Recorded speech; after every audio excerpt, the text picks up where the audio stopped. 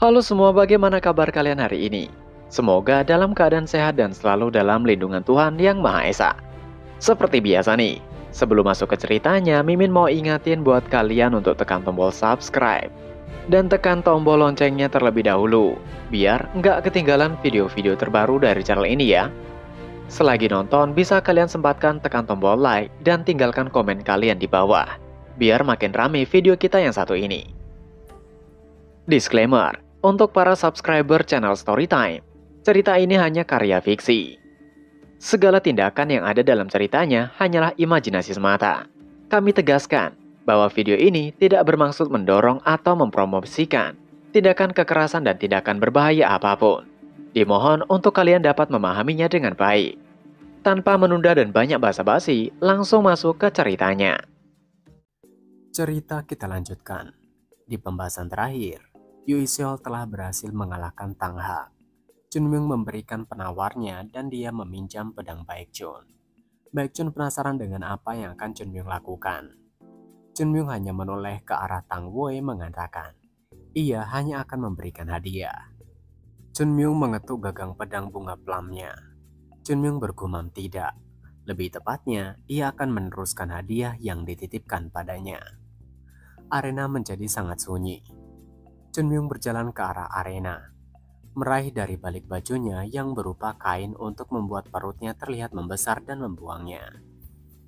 Semua orang tahu bahwa Tang Hak telah kalah. Semua orang di keluarga Tang kehilangan kata-kata saat mereka menerima kenyataan ini. Itu bahkan bukan naga ilahi gunung berbunga, kalah dari seorang wanita yang tidak lebih dari sekedar rekan. Meskipun Yu Seol adalah seorang murid yang jauh lebih tua dibandingkan dengan naga ilahi gunung berbunga, dia masih jauh lebih muda dari Tang Hak. Dan apa yang terjadi pada Tang Hak? Mereka yang menontonnya menelan ludah. Apa yang baru saja terjadi memiliki makna yang sangat besar. Ada banyak sekte di dunia, tetapi sangat sedikit yang patriarkal, seperti keluarga Tang. Keluarga Tang tidak berperasaan dan tidak pernah mewariskan warisan mereka kepada putri mereka. Tidak peduli seberapa besar mereka mencintai putri-putri mereka. Dan Tang Ha, yang dianggap sebagai yang terbaik dalam keluarga seperti itu, dikalahkan oleh seorang murid perempuan gunung berbunga. Tidak hanya banyak dari keluarga Tang, tapi juga Tang Soso. Dia mengepalkan tinjunya bergumam. Yu Seol berhasil mengalahkan Tang Ha. Itu pasti mengejutkan bagi orang lain, tetapi itu lebih dari sekedar kejutan bagi Tang Soso. Yu Seol telah mengalahkan Tang Ha. Itu adalah sesuatu yang bahkan tidak pernah dia pikirkan. Tentu saja, kondisi mereka berbeda, karena Tang Soso dilahirkan sebagai putri keluarga Tang dan tidak memiliki warisan keluarga Tang. Dia tidak akan pernah mengalami ini. Dia tidak akan pernah bisa mengalahkan Tang Ha. Wajah Tang Soso kosong saat dia menatap Yu Seol. Setelah melihat Yu Seol yang dirawat karena racun untuk waktu yang lama, dia merasa tubuhnya menjadi ringan. Orang-orang dari klan Tang sekarang dikejutkan lagi dengan Chunmyung yang memasuki arena bertanding. Itu membuat orang-orang penasaran, apa yang akan Chunmyung lakukan? Bukankah gunung berbunga telah memenangkan pertandingan? Chunmyung sedang berjalan di atas panggung. Chunmyung naik ke atas panggung dan melihat sekeliling. Secara alami, mata semua orang tertuju padanya. Meskipun sosoknya menarik begitu banyak tatapan, dia tidak tampak terganggu. Dia sedang menunggu saat ini. Hanya pada saat kebanyakan orang tidak mengerti mengapa dia ada di sana, Chunmyung membuka mulutnya. Sejujurnya, dia membuka mulutnya dengan tenang dengan suara yang tidak terlalu tinggi atau rendah. Ia berharap banyak dari klan Tang Sichuan, tapi ia tidak yakin apa maksud dari semua ini. Ia sangat kecewa. Semua orang menatap Chunmyung dengan mata terkejut. Itu benar-benar kata-kata yang tidak hormat, hingga membuat semua orang dari klan Tang berteriak memaki Chunmyung. Apa maksud Chunmyung mengatakan itu? Apakah Chunmyung meremehkan klan Tang? Jangan sombong hanya karena menang sekali. Chunmyung melambaikan tangannya mengatakan tidak perlu sampai marah begitu. Jika mereka berada di posisinya sekarang, mereka pasti akan melakukan hal yang sama, bukan? Chun Myung menunjuk Tang Hak yang sedang dibawa pergi. Dia meminta untuk mereka melihatnya. Semua orang menutup mulut mereka. Yang kalah tidak punya hak untuk berbicara. Chun Myung meneruskan, ini adalah persyaratan paling dasar bagi seorang pejuang untuk memahami kemampuan mereka sendiri dan kemampuan lawan mereka sebelum bertanding. Chun Myung tersenyum. Jelas bahwa setiap anggota keluarga Tang merasa marah dengan kata-katanya. Tapi tidak ada satupun yang bisa mengungkapkan kemarahan mereka secara terbuka. Ini diharapkan. Tang Hak tidak dikalahkan oleh Chun Myung. Dia dikalahkan oleh salah satu rekan Chun Myung. Jika Yu Isyo lebih kuat dari Chun Myung, dia akan menjadi orang yang memiliki gelar naga ilahi. Dengan kata lain, kemungkinan Tang Hak bisa melawan Chun Myung adalah nihil. Namun Tang Hak memaksakan diri untuk melakukan duel ini, sama saja dengan terang-terangan mempersiapkan diri untuk dipermalukan. Meremehkan lawan dan terlalu percaya diri, itu adalah sesuatu yang tidak boleh dilakukan oleh petinggi sekte manapun. Chun Myung meneruskan, yang ia harus tanyakan adalah, siapa orang yang bertanggung jawab atas duel konyol itu? Secara alami semua orang mengalihkan pandangan mereka ke satu arah. Tidak ada yang bisa secara terbuka mengatakannya dengan keras. Tetapi begitu mereka ditanyakan pertanyaan itu, kepala mereka secara refleks menoleh ke orang yang meminta pertandingan. Semua mata tertuju pada Tang Wei. Tang Wei terbatuk sia-sia dengan wajah yang menunjukkan bahwa dia merasa tidak nyaman. Dia bergumam bahwa situasinya menjadi kacau. Tang Hak tidak bisa dikualifikasikan sebagai lawan Chun Myung. Bagaimana mungkin Tang Wei tidak menyadarinya? Bukankah itu sebabnya dia mencoba meracuninya? Tetapi ketika Tang Hak kalah dari Yu Iseol, semuanya hancur. Itu mungkin terlihat buruk, tetapi bahkan jika dia telah mencapai kemenangan yang sulit, dia bisa menjadi penerus keluarga. Yang penting adalah menang, bukan bagaimana dia menang. Namun karena Tang Hak dikalahkan oleh Yu Iseol, semua rencana Tang Wei menjadi tidak berarti. Lebih-lebih lagi, mata yang tak terhitung jumlahnya yang sekarang menunjuk ke arahnya memiliki ekspresi bertanya kepadanya, mengapa Tang Wei begitu bersikeras untuk melakukan pertarungan ini? Apakah Tang Wei benar-benar harus menjelaskan semua ini sendiri?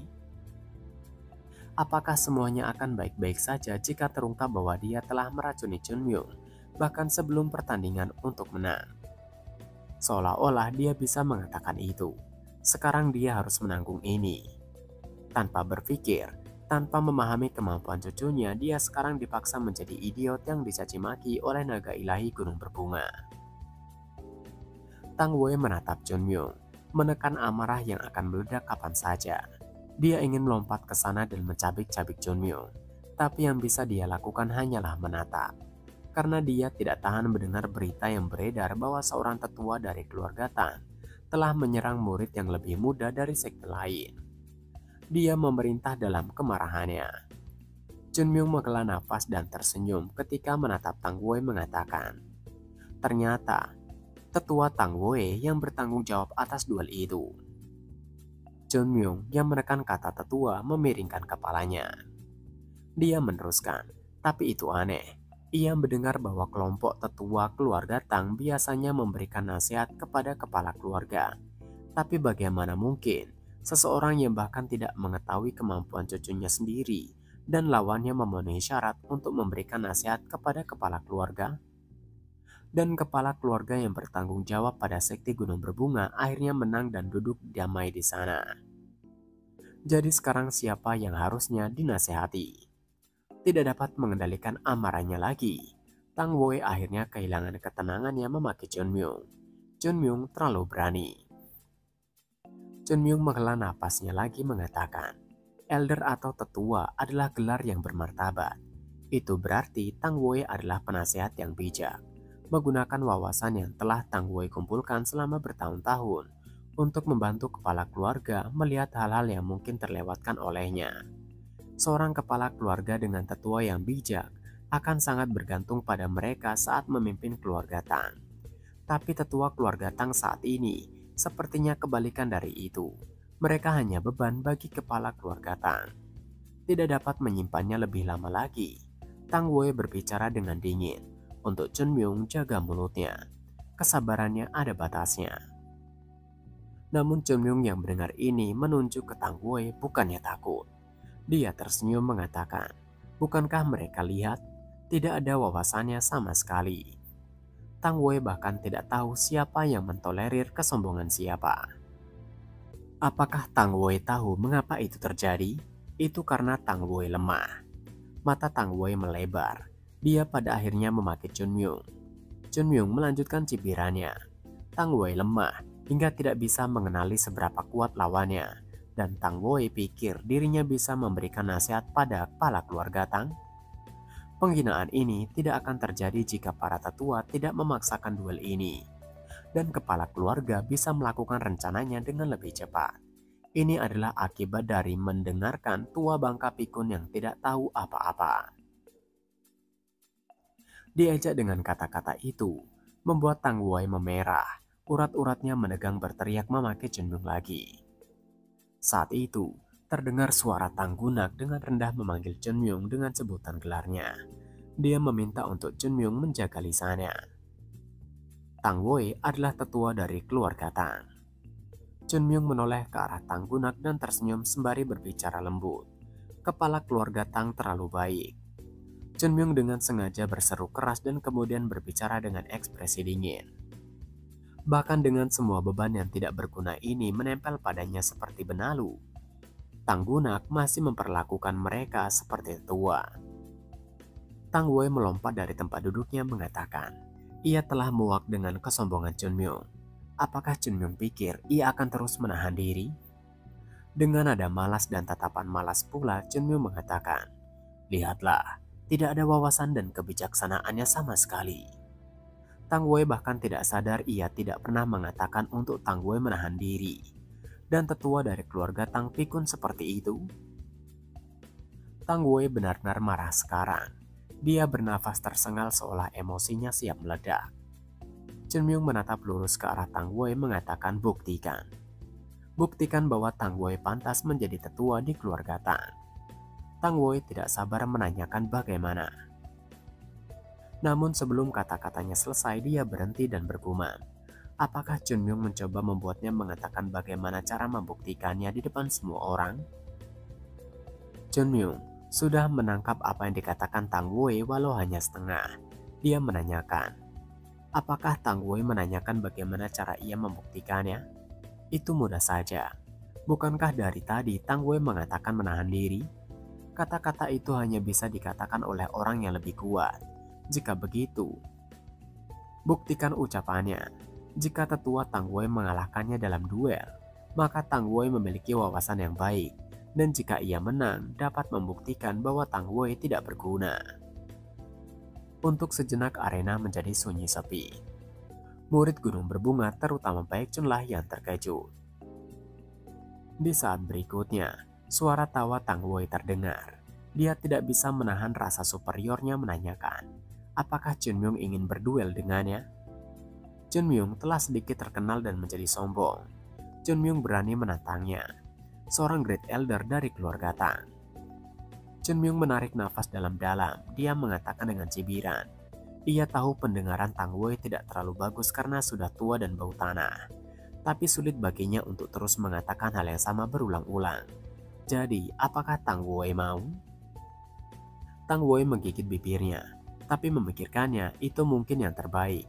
Bagaimanapun, situasinya sudah menjadi tidak dapat diselamatkan. Jika dia mengalahkan Chun Myung di depan semua orang ini, dia setidaknya bisa sedikit memperbaiki keadaan. Sisanya bisa ditangani secara perlahan. Tang Wei menatap kepala keluarga Tang dan mengatakan, apa yang akan kepala keluarga Tang lakukan? Apakah tidak masalah jika ia menghabisi Chun Myung? Baekhyun juga segera melihat ekspresi Tang Guna dan menunggu jawaban. Tang Guna terdiam tanpa ekspresi. Dia kemudian perlahan berdiri dari tempat duduknya berteriak. Naga ilahi Gunung Berbunga adalah teman dari keluarga Tang. Jadi ia tidak bisa menghentikan temannya untuk melakukan apa yang dia inginkan. Chun Myung tersenyum lega mendengarnya. Begitu juga dengan Tang Wei. Dia tersenyum penuh kemenangan. Tang Wei segera pindah ke panggung dengan melompat. Dan sebelum jubah yang berkibar itu berhenti, dia menatap Chun Myung dengan wajah serius mengatakan, Chun Myung sudah keterlaluan. Chun Myung seharusnya sudah puas dan menerima hasilnya saat memiliki kesempatan. Chun Myung tertawa menimpali. Sudah tua bangka seharusnya lebih berhati-hati ketika berbicara. Jangan sampai salah omong di depan banyak orang. Nanti reputasinya tambah hancur. Semakin lama, Tang Wei malah semakin menjadi bahan tertawaan nantinya. Tang Wei tidak menjawab. Dia tidak bisa menemukan alasan untuk berbicara dengannya lagi. Dia hanya ingin menggunakan jarum dan dagger paling beracun yang ia miliki padanya dan menghabisi bocah tengil itu. Saat Tang Wei akan bersiap, Chun Myung menghentikannya mengatakan, ada hal lain yang harus ia katakan. Tang Wei pasti menggunakan racun bukan? Jika iya, maka ia akan menambahkan satu syarat lagi. Tang Wei bingung dengan itu. Chun Myung memandang Tang Gunak dan tersenyum mengatakan, itu lebih seperti pertaruhan. Tang Gunak tidak mengerti apa maksud Chun Myung, yang kemudian dia mengatakan dengan bahagia, jika Tang Wei menang, maka ia akan memberikan semua yang Tang Wei inginkan dari awal. Mendengar itu membuat Baek Chun dan Yun Jong terkejut.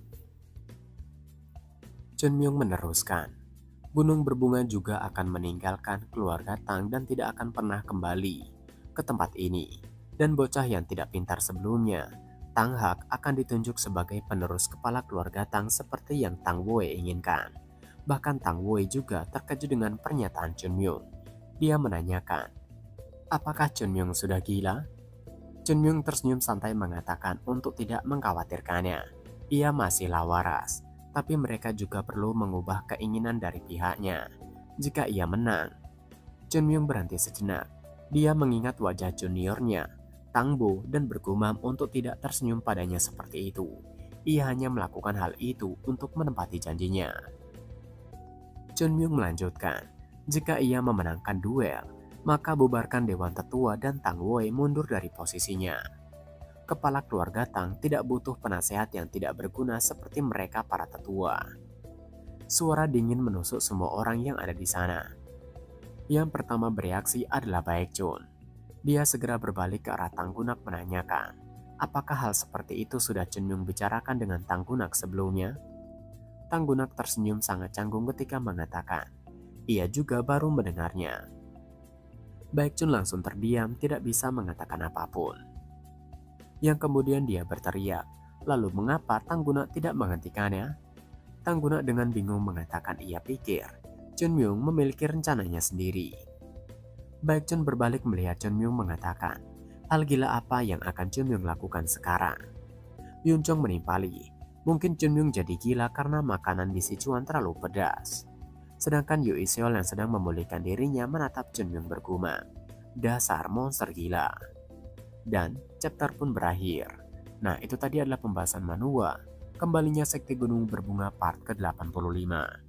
Seperti biasa, sebelum mengakhiri video ini, Mimin ingatkan untuk kalian bahagia dan sehat selalu. Terima kasih sudah menonton video ini dan sampai jumpa lagi di video selanjutnya. Jana.